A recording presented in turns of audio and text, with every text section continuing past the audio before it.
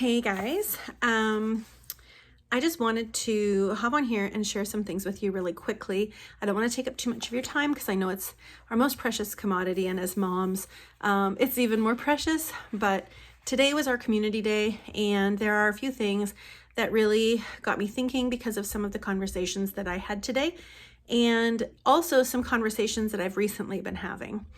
And I just wanted to shed some light on it from my perspective and what that means for your student and you in classical conversations. So one of the things that has come up a few times is the why are we studying this? Why are we memorizing this particular piece of information? And I want to encourage you that it isn't necessarily about the specific content.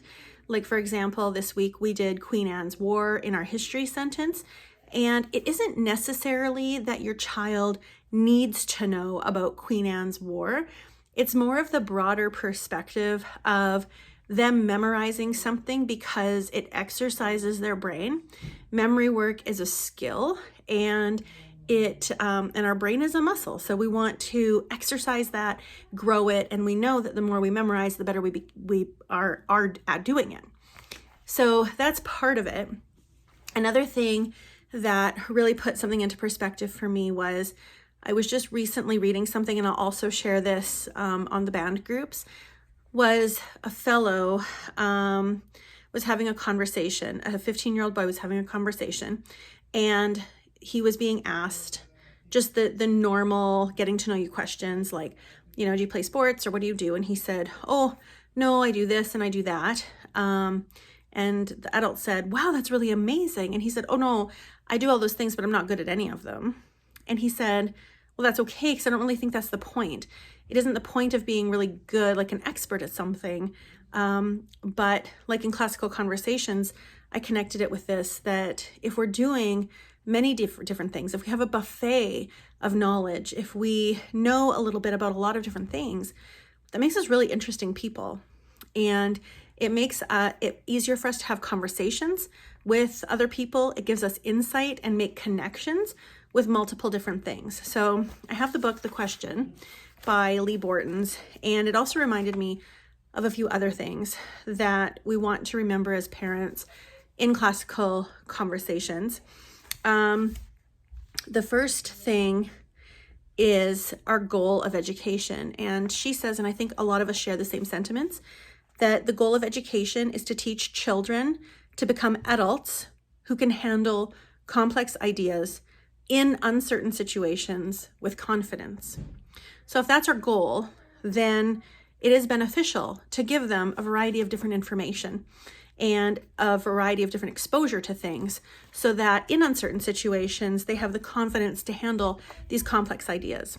One of them also came back to not just the history work, but also the essentials. And we're learning charts, and we're learning pretty incredible grammar. And the question was, well, my son isn't going to be a publisher or an editor or, these things. So why are we doing it? Or it said, if in modification, don't have them do the charts in their first tour, or only have them do portion of charts. Well, if we're going to modify it to that degree, then why would we keep doing it? Because it's the exposure, because it's the piece by piece, little by little, exposing them to complex ideas, to things that are hard, that stretch our brains and make us think.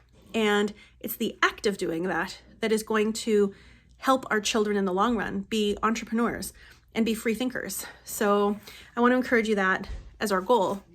And then also the other quote that I have from her book that I thought was really fitting in this position was, the purpose of a classical education is to ensure that one is never excluded from any realm of human endeavor.